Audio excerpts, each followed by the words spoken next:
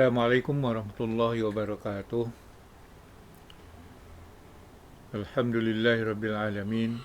Assalatu wassalamu ala asyrafil anbiya'i wal mursalin wa ala alihi wa ashabihi wa man tabi'ahum bi ihsan ila yaumiddin.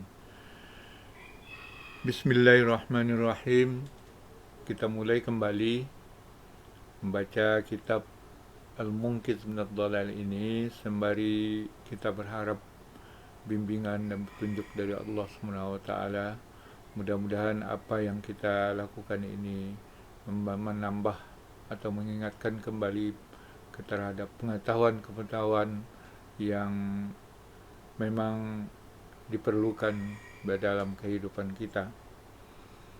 Mudah-mudahan itu menjadi bermanfaat dan berkah bagi kita semua. Kita sudah sampai kepada membaca bahagian cabang-cabang filsafat. Yang terakhir pada cabang filsafat akhlak atau bidang khuluqiyah. Itu filsafat yang membahas atau membidangi akhlak. Kita sudah baca sampai kepada bahayanya, penyakitnya. Dikatakan oleh Imam Al-Ghazali rahimahullah bahwa mempelajari atau membaca buku-buku filsafat akhlak itu ada penyakitnya, terutama bagi yang belum mapan ilmunya dalam membedakan yang hak dengan yang batal. Karena di situ bercampur antara yang hak dan yang batal. Kalau orang yang tidak mampu membedakan hak yang batal, bagi orang yang menerima, dia akan telan semuanya. Nah, itu sebahagian bisa menelan obat, tapi sebagian lagi bisa menelan racun. Oleh sebab itu, bagi yang ingin menelaah kitab-kitab filsafat akhlak itu, mestilah dia ahli. Diumpamakan oleh Imam Al-Ghazali di sini, kalau dia sebagai tukang barter, maka dia harus ahli membedakan mana yang emas dan yang loyang. Kalau jangan ada orang yang mau menukar yang tidak tahu, ya, lalu dia bisa ditipu, maka dia harus didampingi oleh tukang barter yang ahli. Kalau dimisalkan itu bidang ilmu filsafat akhlak itu sebagai laut, maka kata beliau, wa yumna'u min sahilil bahri al-akhruqu, maka harus dicegah orang yang tak pandai berenang dari pantai laut tanpa ada perenang ulung atau perenang profesional. Dan mestilah dijauhkan anak-anak menyentuh ular berbisa tanpa ada di situ pawang, al-muazzim, ilmu yang memiliki azimah, yaitu pawang ular yang ahli. Nah, baru selamat. Tapi namun demikian, nah, ini sambungannya disambung oleh beliau, wala umri, demi hidupku, lamma ghalaba ala aksaril khalqi zannuhum bi anfusimul hadaqah wal bara'ah, zannuhum bi anfusihim al hadaqata wal bara'ata wa kamal al aqli wa tamam al alah fi tamjizil haqqi anil batil wal huda anil dalalah, wajaba hasmul bab fi zajril kafah an muta'ala'ati kutubi ahli dalal ma amkana. Demi hidupku, kata Imam Al-Ghazali, manakala merasa hebat atau persangkaan kebanyakan manusia merasa bahwa diri mereka itu hebat, pintar dan cemerlang, al-hazaqah wal bara'ah, ahli dan cemerlang, wa kamalal akli dan sempurna akal, wa tamamal alah dan sempurna ahlinya, alatnya, dalam membedakan hak dari yang batal dan yang membedakan petunjuk dari yang sesat. Maka wajib juga mengunci pintu dalam menghalangi total dari menelaah kitab-kitab ahli sesat itu, ahli kesesatan itu sejauh mungkin. Baik yang tidak yang ahli, yang sudah matang, yang pintar, apalagi yang tidak pintar, sebaiknya, kata Imam Ghazali, mengunci pintu dari secara total dari menelaah kitab Ahlul Dhalal itu sejauh mungkin. Kenapa? Izla yaslamuna in afatis saniyah allati sanazkurha aslan wa in salimu an hadhil afah allati zakarnaha. Karena tidak aman dari penyakit yang kedua yang akan kami sebutkan sebentar lagi pada dasarnya, yaitu penyakit orang yang menerima filsafat akhlak itu. Meskipun mereka aman dari penyakit yang telah kami sebutkan tadi. Taruhlah mereka pintar, mereka ahli, bisa membedakan antara hak dan yang batil, bisa membedakan yang petunjuk dengan yang sesat. Tapi kata beliau, sebaiknya atau mesti juga meninggalkan kitab-kitab mereka itu jauh mungkin untuk menelaah kitab itu, karena ada penyakit yang lain.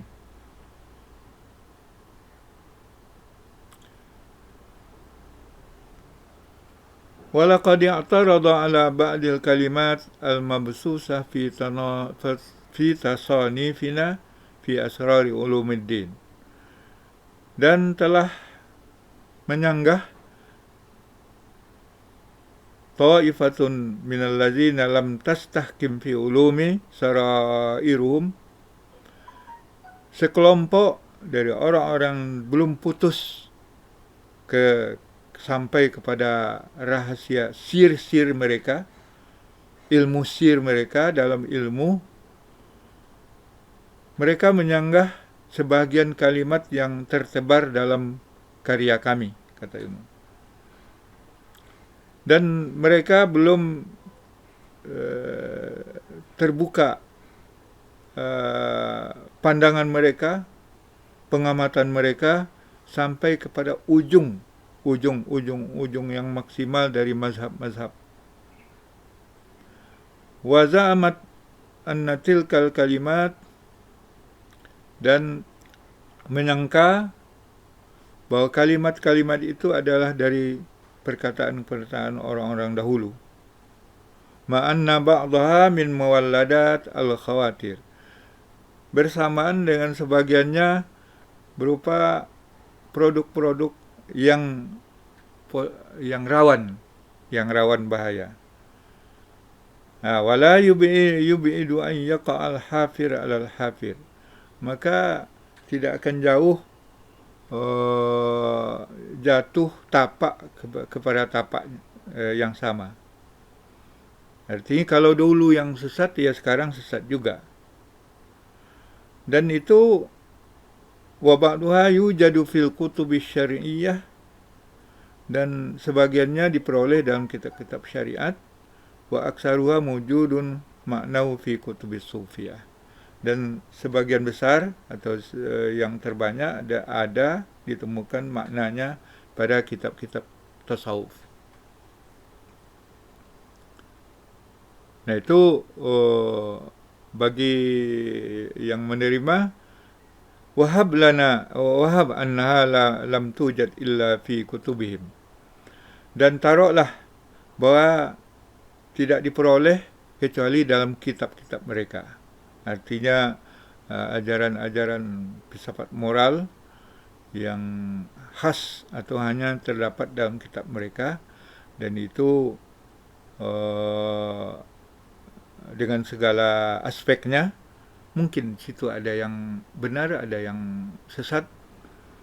Fa in kana zalikal kalam maqulan fi nafsihi, maka apabila adalah perkataan itu rasional dalam dirinya, dalam sendirinya sih, pada dasarnya dia makul, rasional, muayyadan bil burhan, didukung dengan argumen, walam yakun ala mukhalafatil kitab was sunnah, dan dia tidak menyelisih kitab dan sunnah. Ini kata orang yang menerima ini, yang pandai ini. Kata Al-Ghazali itu mesti falima yang bagi an yuhjara ayutrak, maka kenapa mesti kita menyingkirkan dan meninggalkannya? Kenapa mesti disingkirkan dan ditinggalkan? Nah, ini pertanyaan bagi orang yang merasa tadi sudah pintar dan mampu membaca kitab-kitab filsafat akhlak tadi. Jadi mereka terima. Falau fatahna hadzal bab, maka seandainya kita buka bab ini, wa tatarraqna ila an yahjura kull haqqin sabaqa ili khatirul mubtil, dan kita menuju untuk menyingkirkan setiap yang hak, yang memang dia rawan berbahaya dan membatalkan, maka lalazimna, nisyalah kita mesti menyingkirkan banyak dari yang hak. Nah, ini alasan orang yang menerima. Kalau kita tolak secara total, tentu kita menolak semuanya. Banyak yang tertolak, yang di situ yang benar. Walazimna an nahjura jumlata ayat min ayatil Quran. Maka mestilah kita menyingkirkan sejumlah ayat dari ayat-ayat Al-Quran dan hadis-hadis wal akhbar Rasul sallallahu alaihi wasallam, dan hadis-hadis Rasulullah SAW, wal hikayatis salaf, dan hikayat dari salaf, wa kalimatul hukama was sufiyah, dan kalimat-kalimat para hukama dan tasawuf. Lianna sahiba kitab ikhwanis safah, sesungguhnya pemilik kitab Ikhwanus Safa tersebut, ini contohnya Ikhwanus Safa yang menganut satu aliran filsafat akhlak. Auradaha fi kitabi, dia menyodorkan dalam kitabnya mustashidan biha, bersakti kepadanya. Itu ada ayat-ayatnya di situ, ada hadis-hadisnya, ada hikayat orang salaf, dari ulama salaf, kalimat-kalimat para hukama dan para sufi. Di situ ada di kitab filsafat akhlaknya Ikhwanus Safa itu mustashhidan, bersaksi dengan itu semua. Wa mustadrijan qulubil hamqa biwasatiha ila batili. Nah, tapi sebaliknya, dan secara beransur-ansur, itu mengarahkan hati orang-orang yang bodoh dengan perantaraan itu ila batili, kepada kebatilannya. Dan wa yatada'a zalika ila yastakhrijal mubtilun al-haq min aidina bi'idaihim iyahu kutubum. Maka kita terdorong atau diminta kepada mengeluarkan yang orang-orang yang ahli batil itu mengeluarkan yang hak dari tangan kita dengan membiarkan mereka pada kitab-kitab mereka. Nah, jadi terbiarkan dia dalam kitab itu tercampur mana yang hak, mana yang batil. Wa aqallu darajatil ilmi, dan derajat ilmu yang paling minimal ay yatamayyazul anil ami al-wumr, bahwa dia bisa membedakan dari yang mana tanah dan pasir. Fala yu'aful asal, maka dia tidak menerima atau tidak bisa mencicipi madu. Wa in wajadahu fi maka dia tidak merasa jijik terhadap madu. Yaitu minimalnya itu bisa membedakan antara yang asli dengan yang palsu lah. Maka dia tidak merasa jijik terhadap madu. Meskipun madu itu ditaruh di dalam mahjamah al-hujjam, yaitu dalam alat bekam tukang bekam. Dulu tukang bekam tu pakai tanduk sapi. Jadi tanduk sapi itu menghisap darah orang yang dibekam dengan mengosongkan tanduk, menempelkan ke kulit, lalu dihisap dan melalui lubangnya, sehingga tanduk itu dikosongkan dari udara dan ditutup dengan lilin. Itu dulu cara bekam zaman dulu itu. Kalau sekarang alat bekam sudah modern. Nah, di dalam alat bekam itu kan mengumpul darah bekam itu. Nah, kalau di dalam alat bekam itu ditaruh madu, mau apa tidak? Bagi orang yang ahli, minimal ahli, dia bisa membedakan itu. Kalau alat bekamnya itu bersih, tidak ada darah, tidak ada najis, kenapa tidak? Yang madu tetap madu.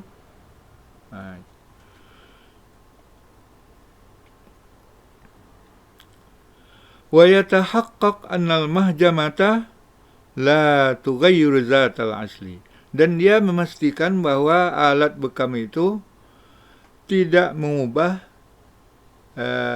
zat madu itu. Ini mesti tahu dia. Itu minimal tuh orang yang menganggap dirinya ahli, minimal ke pengetahuannya seperti itu.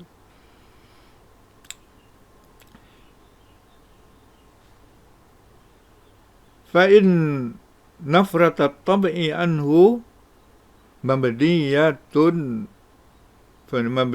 ala jahlin amin mansya'uhu annal mahjamah innama suni'at lidammil mustaqzir. Sesungguhnya ketidaksukaan alami darinya, yaitu madu yang ditaruh dalam alat bekam, itu didasarkan karena ketidaktahuan yang umum bahwa sumbernya, wadahnya, sumbernya adalah tempat bekam, dan yang diketahui hanyalah suni'at lidammil mustaqzir, bahwa alat bekam itu dibuat untuk darah yang kotor. Fayazunnu anna ad-damma mustaqzir likaunihi fil mahjamah, maka dia menyangka bahwa darah itu kotor karena keadaannya di dalam alat bekam. wala yadri annahu mustaqzirun li sifati fi zatihi. Dan dia tidak tahu atau tidak menyadari bahwa darah itu kotor karena sifatnya pada zatnya itu kotor.